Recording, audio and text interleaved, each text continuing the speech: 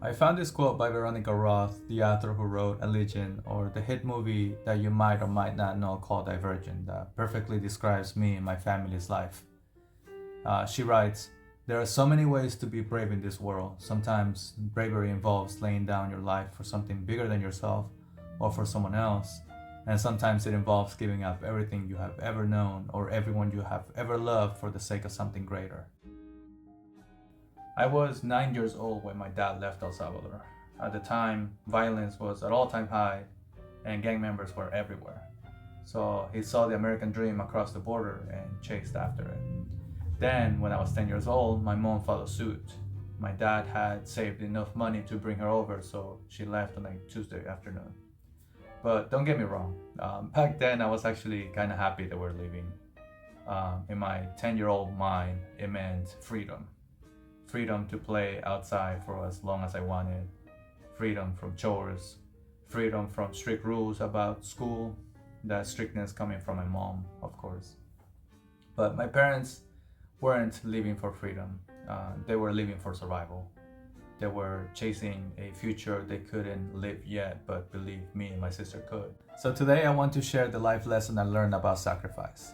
The kind that doesn't yell, brag, or doesn't ask for anything in return. I do this by talking about three things. The sacrifice my parents made when they left El Salvador, my own journey immigrating with my dad, and how those sacrifices transformed the way I understand love and responsibility today. When my dad left El Salvador, it wasn't because life was easier here. The contrary, it was because staying over there meant choosing survival, but leaving meant choosing possibilities. And possibilities always demand something from you. Excuse me. I still remember the day he left. All of us were eating at the table, and my mom was crying in silence. She had a broken heart for a long time after that. See, at 9 years old, all I could really see was my dad leaving, but I couldn't see beyond that thought. A year later, it was my mom's turn. I remember not crying at all that day. I wanted to be strong for her. We dropped her off at a bus terminal, and that was it. Neither of them traveled by plane or with comfort.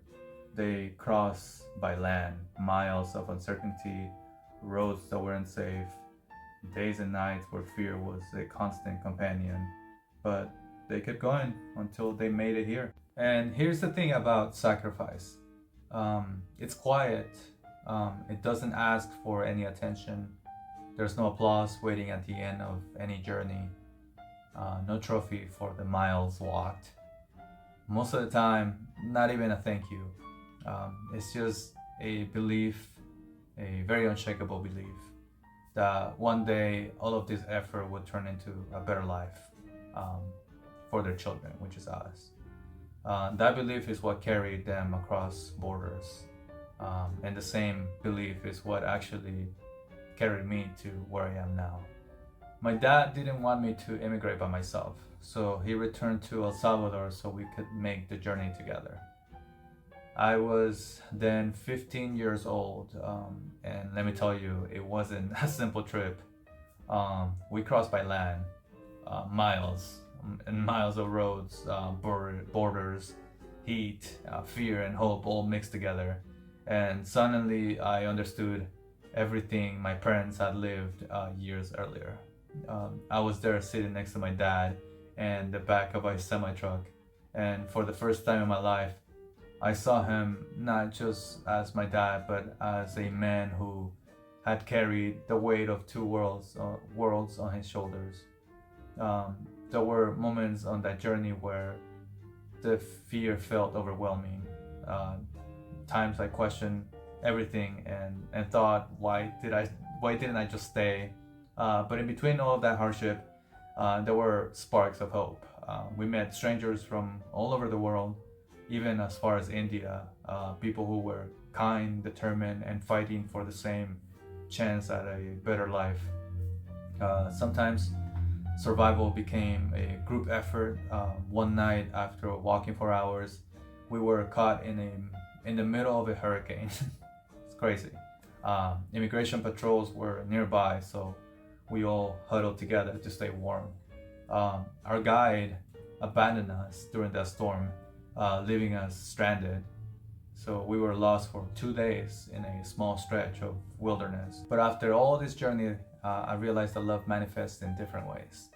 It's not always shown in the ways movies or social media tells you it should be.